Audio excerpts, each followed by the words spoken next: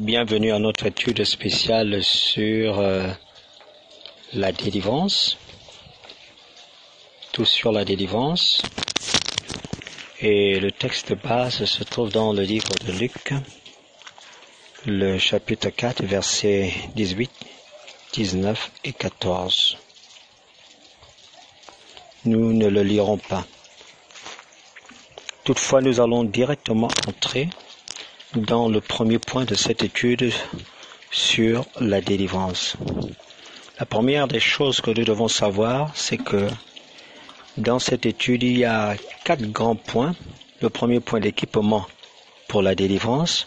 Le deuxième point, la pratique de la délivrance. Le troisième point, quelques types d'esprits impurs ou de démons. Et enfin, le quatrième point, les obstacles à la délivrance. Donc, c'est une étude qui se veut pratique parce que c'est une formation. Après chaque sous-point de cette première partie, vous serez libre de poser vos questions qui seront répondues séance tenante via le WhatsApp réseau.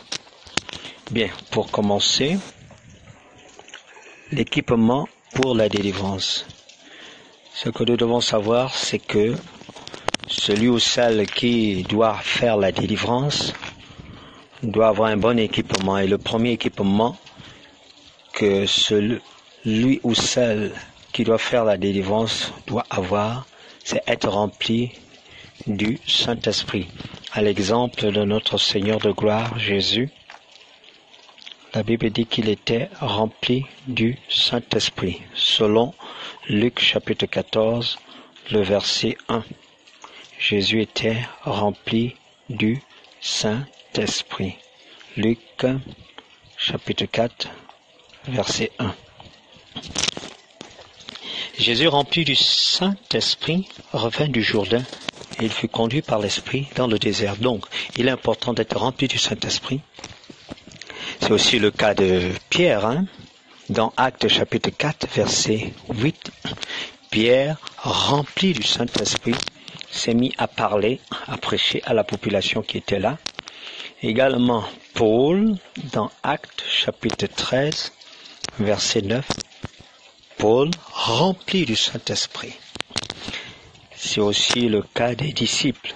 Dans Actes chapitre 2, vous le savez très bien, à la chambre haute, ils étaient tous remplis du Saint-Esprit.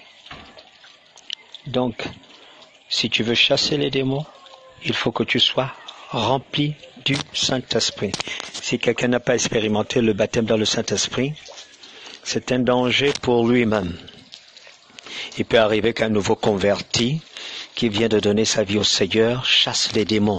Mais comment cela se fait-il?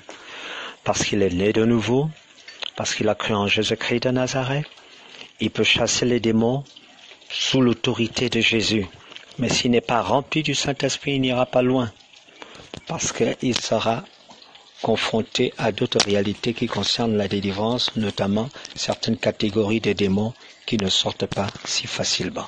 Donc, il faut être rempli du Saint-Esprit. Deuxième chose, il faut être revêtu de la puissance de l'Esprit.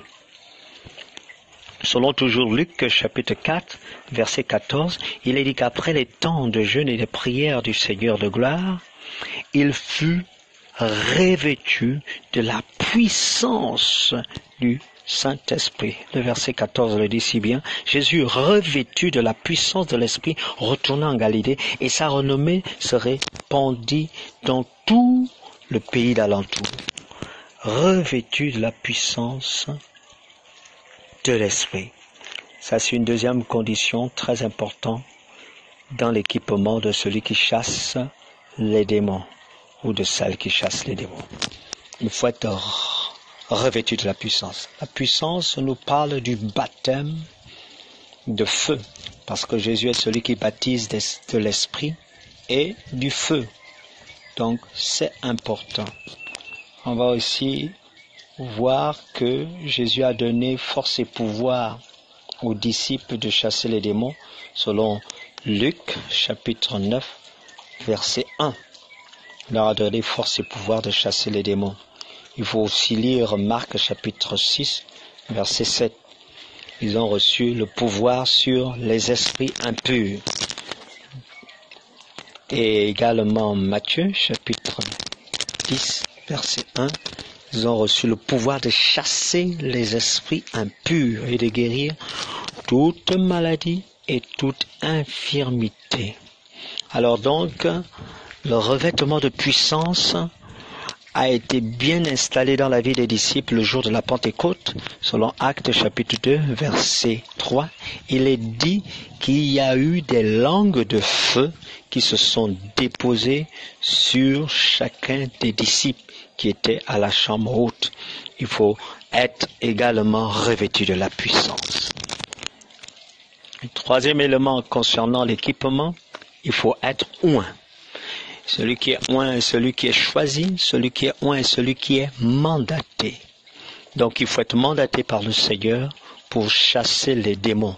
C'est pas tout le monde qui a le mandat, bien que tout le monde peut chasser les démons, mais c'est pas tous qui ont cette onction spéciale.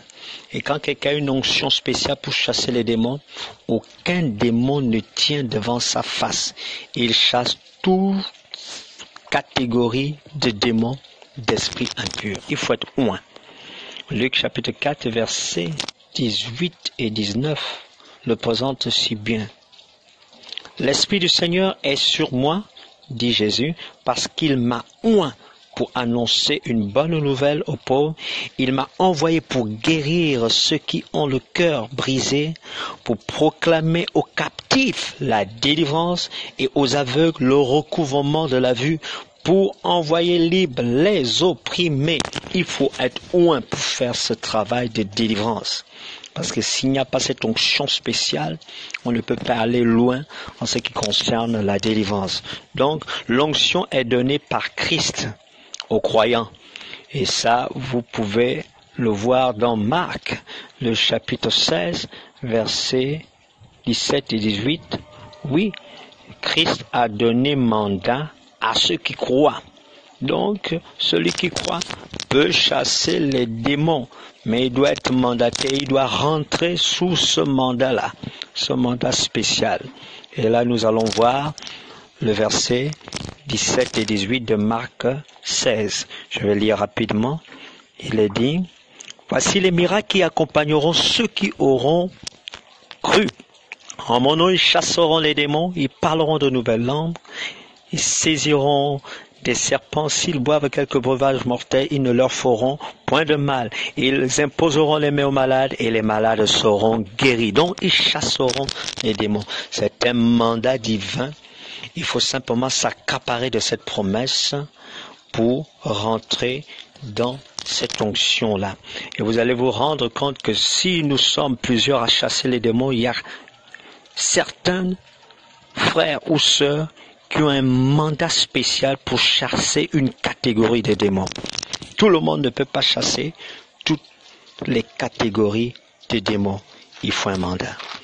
Et enfin, pour terminer ce premier point, être spirituel comme le Maître.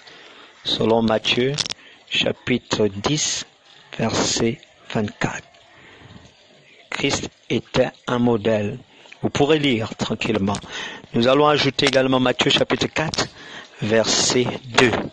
C'est un homme qui aimait le jeûne. On va voir aussi Marc, chapitre 1, verset 35. C'était aussi un homme de prière. Donc Christ était un modèle dans le jeûne, dans la prière, mais également dans son témoignage, il était exemplaire. Marc chapitre 7, versets 20 à 23. Donc, il entretenait sa vie. Il pouvait dire que ce qui sort de l'homme, c'est ce qui le souille, c'est ce qui vient de son cœur qui le souille. Donc, il entretenait sa vie pure.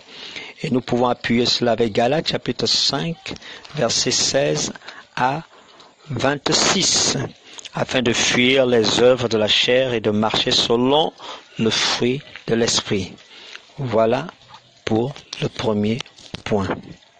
Donc Jésus, dans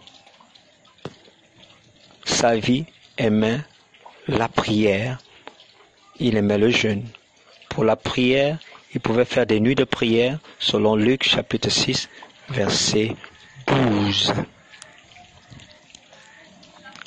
Et il pouvait lui-même dire, selon Matthieu chapitre 17, verset 21, qu'il y a des catégories de démons qui ne sortent que par le jeûne et par la prière. Voilà pour le premier point.